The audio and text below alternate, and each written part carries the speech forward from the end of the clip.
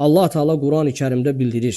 O kəslər ki, Allahla qarşılaşanda, Allaha ortaq qoşmuş halda, onlar üçün heç zaman qurtuluş olmayacaq. Heç zaman.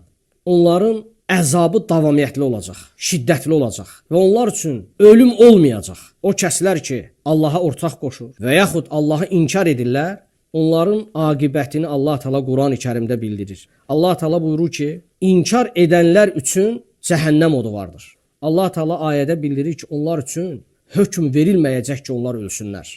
Eləcə də onların əzabından heç bir şey yüngülləşdirilməyəcək. Beləliklə biz hər bir inkar edəni belə cəzalandıracağıq. Fikir verin günahın ağırlığına. Əgər bir insan Allaha ortaq qoşarsa, inkar və ortaq qoşmaq eyni qəbildəndir. Bir insan inkar edirsə və yaxud da ki, Allahla yanaşı başqasını Allaha tay tutursa, Allahın rububiyyətinə və uluhiyyətinə xələl gətirmiş olur. Allah Teala açıq-aydın bildirir ki, kəzəlikə neczi kullə kəfur. Beləliklə, hər bir inkar edəni beləcə cəzalandıracaq. Ona görə insan qorxmalıdır Allahdan.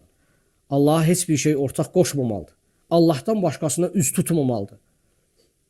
Heç bir məxluqa. Nə qədər salih olsa belə, nə qədər Allah qatında dəyəri yüksək olsa belə, hörmətli şəxs olsa belə, yenə insan onu Allahla bərabərləşdirməməlidir.